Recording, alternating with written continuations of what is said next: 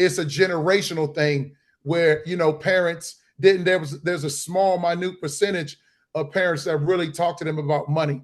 Right. So for me, it was like, I felt like the stock market and me saving 10% in a bank account wasn't enough. Okay. That I can be smarter with my money. So that's when I said this year, 2025, is the year that I'm gonna get more financially free and start looking at the Roth IRAs, start looking at investment index funds, start looking at, even I can get a 401k, even though it's just me. Malik's First Job Podcast, here to answer any questions that y'all ask. Financial literacy and resources, parents and young people becoming bosses, CEOs, future leaders, entrepreneurs, conferences and boardrooms getting sponsors secured. If you want generational wealth, Brooklyn's own Kerwin Phillip with information to help. Malik's First Job Podcast, Malik's Podcast, Brooklyn's own Kerwin Phillip, Kerwin Phillip. Malik's First Job Podcast, Brooklyn's own Kerwin Phillip. Generational wealth. Greetings, everyone. How you doing? This is Brother Kerwin Phillip here with another episode of the Malik's First Job Podcast. We talk about leadership, entrepreneurship, and financial literacy. Today, man, got a close friend of mine. We've known each other for what, over 30 years? Yeah, it's been a long time. Yeah, been over 30 years. Yeah. I think we might have seen Back to the Future together. Now, I don't know if it's that old. I don't know if it's that old. Yeah, But, Commando. Pause on that one, brother. Yeah, right. But it's been a long time. Yeah, it's been a long time, man. We met each other at the campus of the National Treasure, Morgan State University. This is my good brother, Garrick Dixon. This brother wears so many different hats. He's a barber, comedian, father, financial literacy advocate, and much, much more. So we're gonna jump to a conversation with him. Also, the former corporate Negro. Is that still the moniker? Yeah, it's still the mindset, but I don't really sell a merchandise or anything anymore. But That's always gonna be a mindset. No doubt. So for those that aren't familiar with you, tell them who you are. Hey, what's up, y'all? My name is Garrick Dixon. Like you said, I'm a barber, entrepreneur. I got my own products, men's hair grooming products. I have a barber suite. I'm a comedian. I have a TV show now on Aspire TV, where it's my barbershop. So I'm a little bit everything. I like to refer to myself as a barber-tainer. That covers everything. I'm a barber and I'm an entertainer as well. So that makes me a barber-tainer, one of the best in the world. No doubt. So I know you didn't jump off into comedy right after college, right? I know you did corporate work. Yeah, no, actually, I did it a few times in college. Okay. I didn't really do it on campus or anything, but I did a few shows in college. Shoot, I think my second or third show was at Temple University. So I was playing with it in college. Like you said, then I worked in corporate America, and then I got back into it in 2001. I got back into comedy. Okay, so what was how did you transition from the corporate 9-to-5 gig into comedy? I mean, it was just a trend. It was like being Superman. It was during the daytime, I got my 9-to-5 job, and then at nighttime, I'm a superhero. So I just transitioned. I would talk about, I did both of them for a long time, until I decided, for 5 years, until I decided to move to Los Angeles to pursue comedy, and then whatever job I needed to get. And so then I went back into barbering and was doing comedy at nighttime. Okay. So it was like basically I stopped the 9-to-5 corporate job in 2002. Okay, Yeah. cool. So 2002, then you jumped into comedy full time. Right. And then, but this is LA. So you could jump into it full time, but you need a job. So then after 6 months being out here, then I got a job at the barbershop because I was already cutting hair before moving to LA. Before, when I was in Maryland, I was cutting hair and working at the barbershop on the weekends. Okay. So, wow. Yeah, cutting hair. I've been doing that since I was 12 years old. I was running a full barbershop out my parents' basement. So barbering, cutting hair has always been a love. So that's what I was doing on top of comedy, and still to this day. Oh wow, so that's funny because you was doing comedy in college and cutting hair at the same time. Yes. Wow. So you always been a hustler. Yeah, always. I mean, I just don't like sitting down. Like I Yeah. always like doing something. Only time I'm sitting down if I'm watching. No. If I'm watching, like if I'm watching basketball, like usually sports, Yeah. I'll sit down and watch sports. So like certain shows, I just watch like a few shows. But other than that, I'm always, even nowadays, even when I'm sitting down, I'm editing a video or something. Yeah. So it's always been something. That's what's up. That's what's up. Yeah. You know, it's so funny. I think it's around that time, around 2001, 2002, when I was sitting at the house. I know we hadn't spoken since college, and Yeah. I'm sitting, just randomly in the house watching television, and I'm on BET, and I used to watch Hell Day. Yeah. And I'm sitting, I'm like, wait a second, I said, I know that dude. I'm like, wait. So what's Gary doing up on Hell Day? It was just so funny, man. So how did that opportunity come about? Man, a lot of stuff came from the barbershop. It was just, I remember I just went in to audition, I think because I knew somebody in the shop. Mm-hmm. I think I was cutting this lady's son hair who was a producer on the show, if I'm not mistaken. No. That wasn't it. It was just my agent. That's right. My agent was like, hey, there's a show on BET. Would you like to audition for it? It's called Hell Day. And I was like, yeah, let's go. Yeah. And so I went there. They asked me questions. I was just being me. And then it was like, yo, we want you to be one of the players to take the women out on dates. Mm-hmm. And it depends on the reason why I got to become like a regular on it, because it just depends on how your first episode did, how good you were. Then they brought you back for more episodes because they can kind of figure out your personality and see who they needed to bring back. So I think I did like 9 or 10 episodes. Yeah. I'm sure that was fun while you was doing it. Oh yeah. That's what's up. So I know, being in LA, it's all about connections and stuff like that. And I know in business as well, networking, right? Yes. And I know there's several opportunities you've gotten through the barbershop. Yeah. Can you kind of talk about that a little bit, how important that is, the networking? Oh man, networking is everything. I mean, because look, put it this way, man, there's $1 million deals that are closed within 10 minutes or closed within 5 minutes just because somebody knows such and such. Hey, you know such and such. I know him too. I like him. Let's make the deal. So, I mean, networking to me is the key in life. Networking. There's a book called Networking Runs in Our Race. I remember reading that while we were at Morgan State University. And that book kind of stuck with me. I was always, a people's person regardless, but I remember reading that book, Networking Runs in Our Race. You can pick it up on Amazon. I remember reading that book. It just showed me the importance of just being cool with people. Yeah. And then a lot of times, like even in corporate America, it's not what you could do, it's who you know. So networking to me has always, you want to leave a good impression on somebody because you never know what your good impression could lead up to. Yeah. And that's everything, pretty much everything that I have achieved in Hollywood somewhat has come from the barbershop. So it was definitely networking. Like even the show that I have now, the producer used to come in the shop and he was like, he always liked me. It was like always, I would put him in some sketches and he was like, yo, man, I want to work with you. We got to work together. I want to work with you on something. And he tried to get me on the show before, and I auditioned for the part. I didn't get it. But then in 2000, during the pandemic, he was like, yo, I got this opportunity. I got the money man, pretty much behind it. He has the money. He wants to produce. He wants to do a barbershop show. You, the person that I got in mind, I want to build the show around you. So that was networking, just being cool with somebody else's client, because it wasn't my client, being cool with somebody else's client. And now I have the opportunity to have my own show. Wow. I remember you mentioned before the opportunity, I think, for Blackish came through like a network. Yeah. Blackish, real quick story. Kenya Barris, who's the creator of Blackish, I used to cut his hair back in 2002 when he was on a writer on Girlfriends.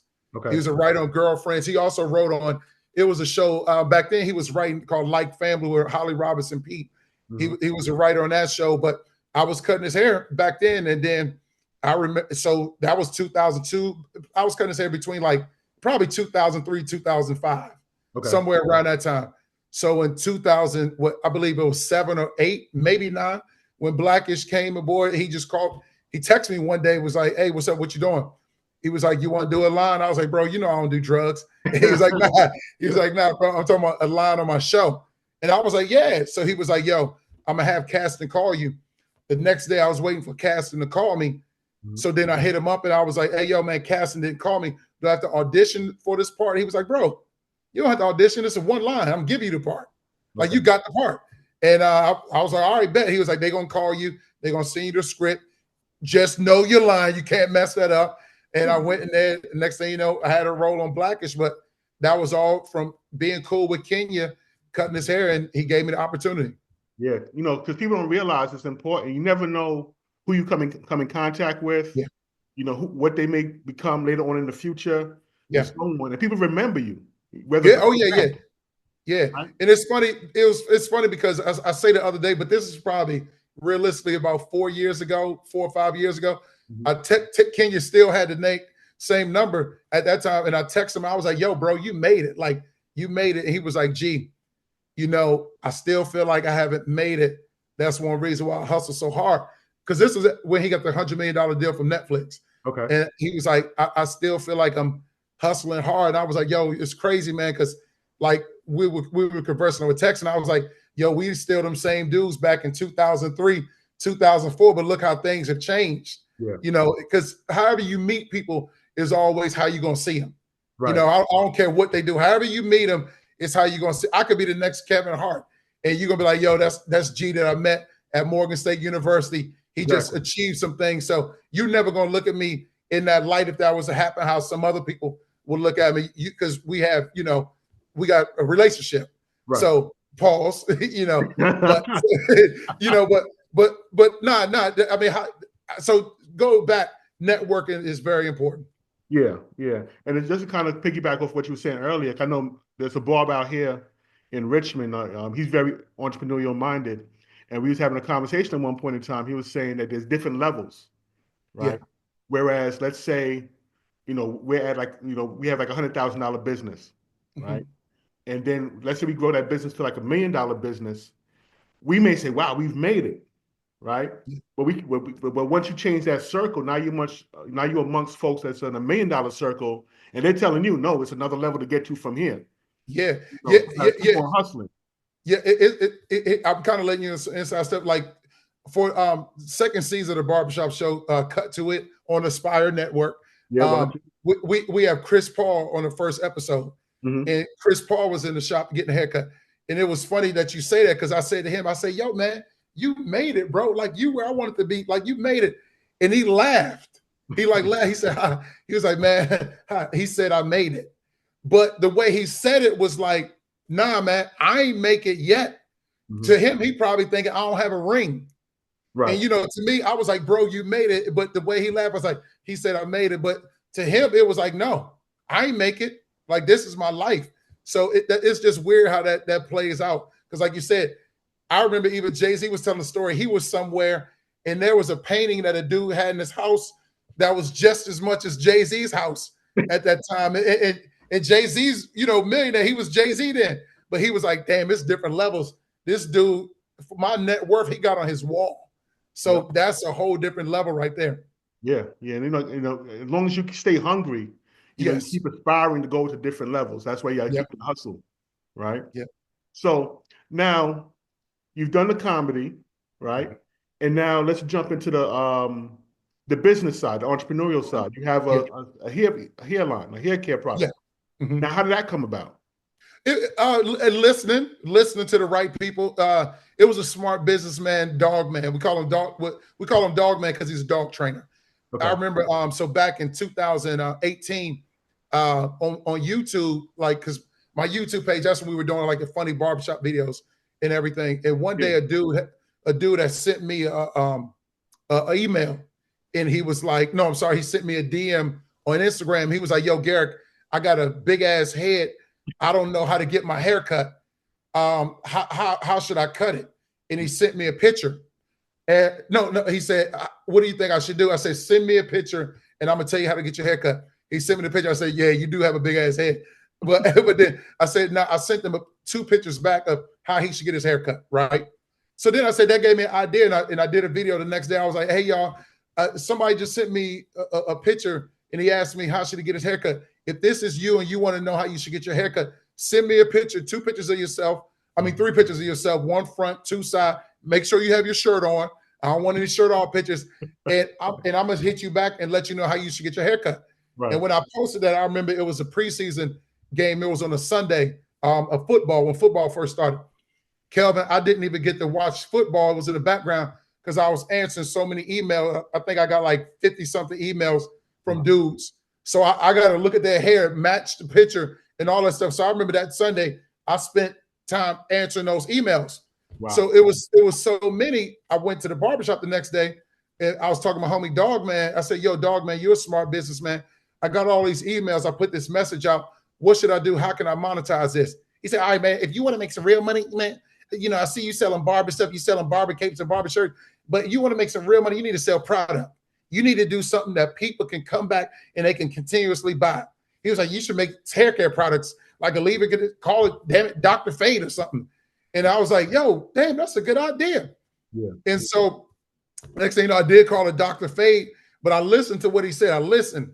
9 months later, I had my own hair grooming products, Dixon's 1737. Like I said, I had called Dr. Fade at first, but one of my ex-girlfriend's best friend was like, she was a marketing lady. She said, you need to change the name. Dixon's is a powerful last name. You change it to Dixon's. And so I did. But from when Dog Man told me that, 9 months later, I put in the hustle and everything, and I dropped my product. I dropped that. Back then, it was a leave-in conditioner and a beard oil. Wow. Yeah. You know, it's funny, when I think about it, when you think about hair care products, you think about Murray's, or yes, like the Johnson, like it was a Johnson Brothers, or you know, it's just something. It's like the last name is what stands out amongst those. And it has staying power as well. And it's crazy that you said it, because I said I want Dixon's to be just how you name Murray's and Johnson's, because you know sometimes on Instagram you'll get those things and they'll say, remember when? And it was like the hair, it was like Murray's, you know, it was all that stuff. Look, remember hair grease, S-curl. It was all the stuff that we used to use back in the day. Right. I said, I want to be that for this generation coming up. They're like, yo, remember when? And then they'll see the Dixon 1737, like, oh, I remember that. Yeah. Okay, so you have like somebody with that Rick Ross beard going around in a circle when it's glistening, and they got the Johnson, they got the Dixons. Right. Dixons going around in a circle. Yeah, it got the gling. Yep. You know, yeah, that's what's up though. That's what's up. So where can people get those products at, the Dixon 17? Okay, first I would like for you to go to my site and get them. Dixon 1737, DIXON 1737.com. A lot of people ask me where the 1737 comes from. Yeah, I started cutting hair at 1737 Albert Drive. Wow. So when I was 12 years old, so I basically took it back to the beginning where it all started. That's why it's Dixon's 1737. So you can get it. So there's a story behind the 1737. You can get it on the website. Also, you can go to Amazon. We're on Amazon. You look up Dixon 1737 hair grooming products. All the products are on there. And you can also go to Walmart.com. We're on Walmart.com. And pretty much Amazon, Walmart.com, Instagram. You can go to Instagram, same Dixon 1737. You can purchase it off Instagram or Facebook, or TikTok as well. Okay, that's what's up. Yep. So, what kind of sparked me wanting to have this conversation? I know, like in recent months or so, I've seen you on like a financial journey. Yeah. Right. And, you know, there's some onlookers who may have been following you for quite some time. They say, you know, Garrick, you know, he's been doing stand-up comedy. You know, he's been doing television, the barbershop skits. You know, he's been on with 50 Cent on his show. You know, the Blackish, all this. So you know, Garrick must be straight. You know, he's cutting these celebrity heads and stuff like that. You know, he must be in a good financial place, right? But so why is he now talking about financial literacy? Why is he reading different books and stuff like that. Well, what kind of sparked that? Getting older, man, getting older, getting these years behind, getting these grays will make you start to look at it like, because even though like in LA, I mean, you can do all these things, but it's about what you do with your money. Before, I could have had these deals and everything, but I might not have been saving money. I might have just been spending money. Right. Or I was cool about saving money. I would always, since about 2000, I'll say 16, I would always save 10% of what I made. And then I got into the stock market. But it got to the point where I was like, being a barber and stuff, I don't have a 401k. Right. You know what I'm saying? Like, cause it's me. I don't have a 401k. So I got to look into like a Roth IRA. And I was just looking at places for me, it was just saving the 10% and also putting money in the stock market wasn't enough for me. Okay. I felt like that there was more to do, more ways to diversify my money. And then, when things come to you, you and I spoke on a personal level. Dave Ramsey, I watched Dave Ramsey's video, The 7 Baby Steps. And when I saw that video, because like I said, I knew I would save my 10% and I had money in the stock market, but it was like, oh, I can do better. Because as a lot of us, and I'm not even gonna say black, like we are obviously black. So we weren't, this is just me personally. Okay. My parents didn't teach me about money. They didn't really say much about money in our community. It was like the parents, they handled the money. They didn't really speak to us. We were children. So they weren't really making us financial literate. But when I say that, I'm saying it's because you and I are black. But the more I speak to people, it was like that in white households too. It's a generational thing where, parents didn't, there's a small, minute percentage of parents that really talk to them about money. Right. So for me, it was like, I felt like the stock market and me saving 10% in a bank account wasn't enough. Okay. That I can be smarter with my money. So that's when I said this year, 2025 is the year that I'm gonna get more financially free and start looking at the Roth IRA, start looking at investment index funds, start looking at even I can get a 401k, even though it's just me, it's just not through a corporation, but I can still get a 401k. So it was looking at these different avenues so I can diversify my portfolio. Yeah. Malik's First Job, Financial Principles for Teens, is an excellent resource to get your children started on understanding the basics of financial literacy. This book, which is set in Brownsville, Brooklyn, about a young man who gets his first job and then shortly thereafter sits down with his dad to learn how to manage his money. There are several topics that are covered within this work, such as paying yourself first, disciplining your spending, knowing the difference between an asset and a liability, creating multiple sources of income, as well as the importance of being charitable. So again, if you want to get your children started on understanding finance and becoming responsible adults, we highly recommend that you purchase the book, Malik's First Job, Financial Principles for Teens. So please visit maliksfirstjob.com to get more information. Peace. Are you or your child interested in the performing arts? Let me introduce you to the Aikan Performing Arts Program. This program, founded by actor, director, writer, entrepreneur, and Philadelphia native Nakia Dillard, provides high-quality performing arts training to youth and adults in a safe, fun, friendly online environment. Since its inception in 2009, Aikan Performing Arts has reached over 1,000 students and workshop participants in the Philadelphia, Pennsylvania area alone. Aikan Performing Arts founder, Nakia Dillard, has worked alongside some of the most recognized and influential names in the industry, such as Bill Duke, Jamie Foxx, Anthony Mackie, Wendell Pierce, Kerry Washington, and other notable performers. He has appeared in The Wire, Black Lightning, Law Abiding Citizens, and The Wonder Years. For more information about the Aikan Performing Arts Program, please see the link in the show notes below.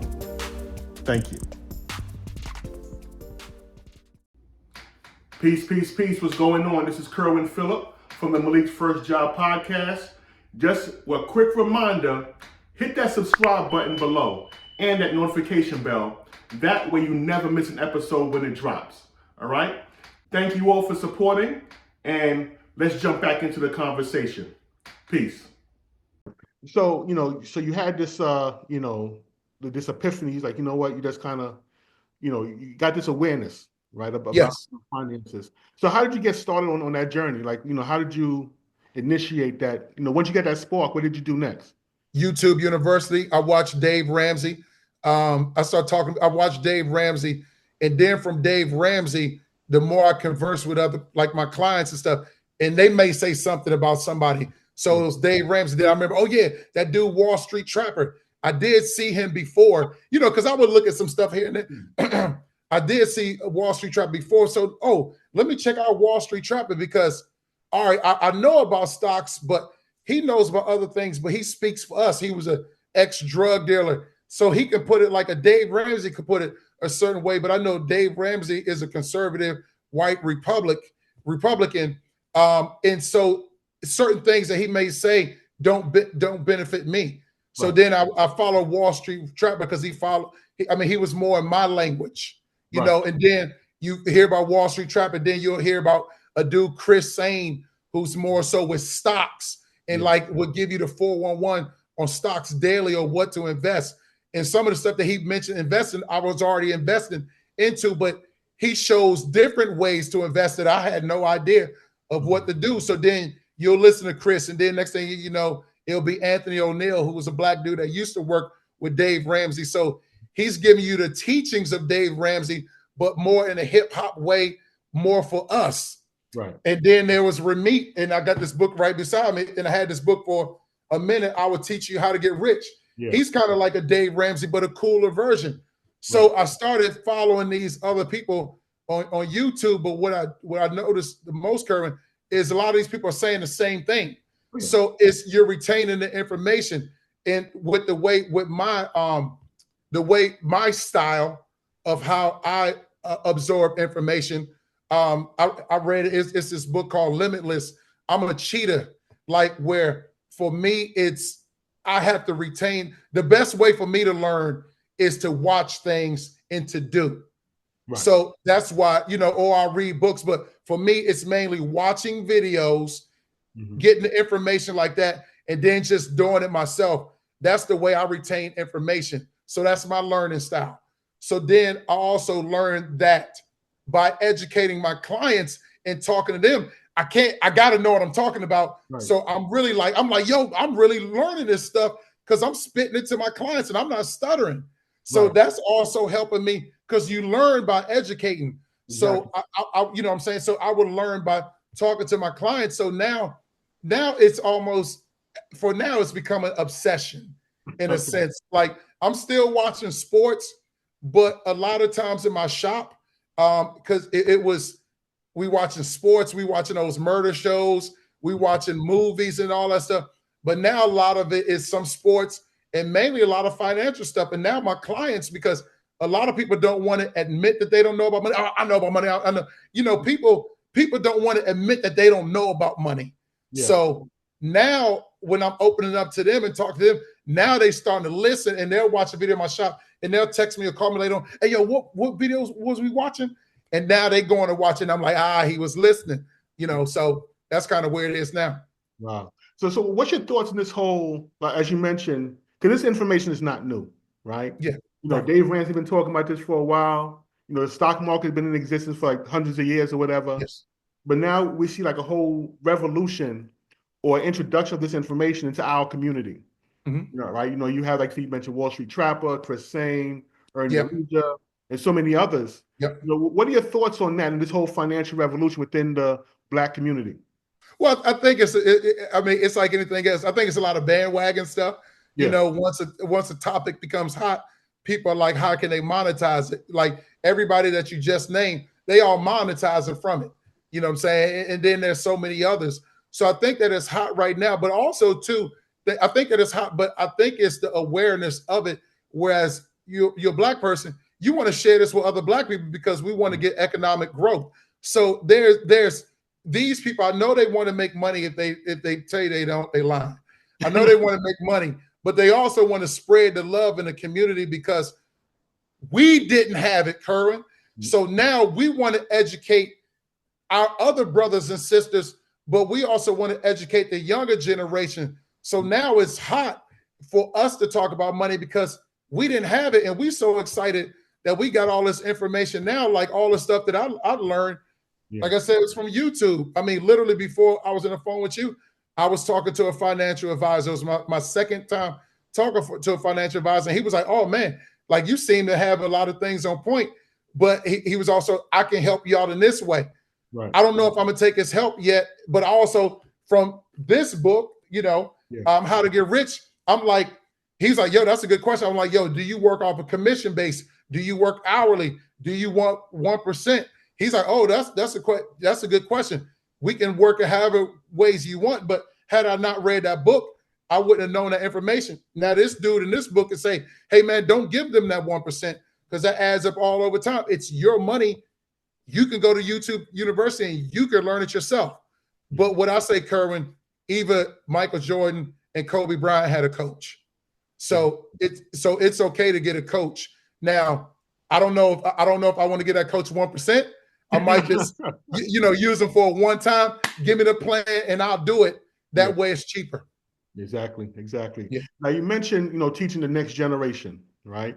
That's part of what kind of motivated me to write the book, is to help teach the next generation. And we're both parents, right? Yes. So how do you go about spreading this information to your children, to your daughters? Every Sundays, like yesterday was like in the morning time. All right, girls, we're going to talk about what's a high yield in savings account. What's a high yield in savings account? What is it? And give me 2 institutions that have that have high yield savings accounts. Right. Then I go up there at night. All right, give me the definition. Bam, bam. Now give me that. All right, what are mutual funds? Bam. What are stocks? So every week I'm going over something different with them. And I'll tell them, I'm like, hey girls, y'all probably like, Daddy, shut the F up. I say, I know y'all probably get tired of me. And I know y'all probably thinking, shut the F up. But you're going to thank me later. I promise. Because my parents didn't talk to me about this. So the stuff that I'm teaching y'all or having y'all learn, I will say later on in life, when it comes up, you'll be like, oh yeah, he talked to us about that. Yeah. So one of the things I've always told them their whole lives, you're beautiful, you're kind, you're smart, and everybody's going to like you. Now I had to change it from everybody's going to like you to you're beautiful, you're kind, you're smart. And some people are going to like you. If they don't, they can kiss your ass. I had to change it because I don't want to give them false expectation that everybody's going to like them. True. So they know I've been telling them that their whole life. But I was just telling them yesterday, I said, you're beautiful. Just how I told y'all that, there's 4 things that I want y'all to learn. I want you to learn, okay, when to save 10% in a high yield account, save 10% when you go to your job. So the first thing I want you to do is save 10%. The second thing, when you go to your job, max out your 401k. Right. Third thing I want you to do is have an emergency fund. That emergency fund is 3 to 6 months of savings. And then number 4, I want you to invest in stocks.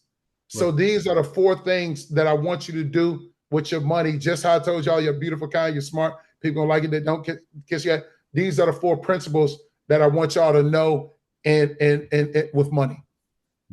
Now, how receptive are they? Because how old are your daughters now? 17 and 15. Okay, they're a little bit older. Now, are they receptive to you teaching them? You know what, Kevin? I don't know, because they look at me like they look at me like, shut the F up. They looking at me like that. So they paying attention to me because they have to. Right. But the receptive, I don't know, man. Like I really, how kids are like, I don't know. Yeah. But I think at the end of the day, this will make sense and they'll get it. Yeah. But I do have to sit them down. Go ahead. I was about to say, because it's funny, sometimes you think they're not listening, until one day they'll say something. You're like, oh, okay. So you did listen. Or even Absolutely. if they only listen to like, you may say like 10 things, they may only catch two, Right. right? Yep. That two is still a starting point, right? Yep. And it's better for them to have the two than to have nothing. And it's better than what my parents did for me. Right, right. You know what I'm saying? Same Yep. thing, because my parents didn't really discuss money like that with me anyway. Either. So I think as you said, it's a generational thing, whereas it was kind of you stay in a child's place, let adult handle the adult stuff. So Yeah. so cool. So so what's next? Well, what's next is we're waiting for the show for season 2. We're pitching it. We have a deal with Aspire TV already. We kind of want to pitch it to other networks because we want to get it into more streaming services. Okay. So so I'll say that's next as far as like getting into other streaming platforms. But right now we already know we have a platform that we're on. So that's the next thing. And the show will probably come out probably summertime or maybe around September of next year, August or September. It's probably going to be around that time. So that's the next thing as far as like entertainment. But then right now, man, for me, it's all about this money journey, bro. Yeah. Like I'm on this money journey, and then you say what's next? I'm probably going to come out with a course. I'm just getting all the information, and I want to make it something good where I come out with a course of teaching people like about financial stuff. Especially like in the barber community where they might not know. But then also too, like I'm also going to work on an Amazon course because I make money every month being an Amazon affiliate, and I make it's cool money from it. So I want to educate barbers or anybody else how you can make money being an Amazon affiliate. Yeah. I tried a couple of times with Amazon, but I wasn't consistent enough with it. You have to be consistent. Yeah. You have to be consistent. Yeah. Very consistent. And it's funny, like you said, you mentioned starting a course, with this financial literacy, journey or whatever, there's so many different audiences. Oh, yes. Yeah. It's like, for example, people will say, well, there's already a million courses out there, right? Mm-hmm. But being the fact that your background being a barber, you'll speak to them in a language in which they can understand.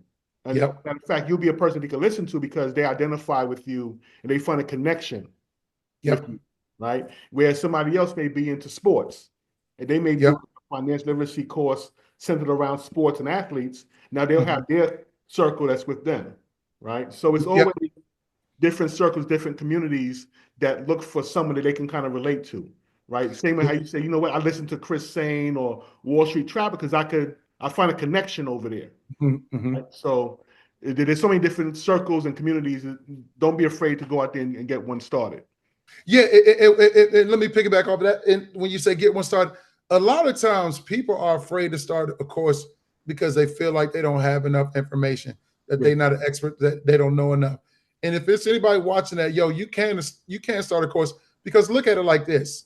Say out of a 1 to 10, and whatever it is, you're a 7.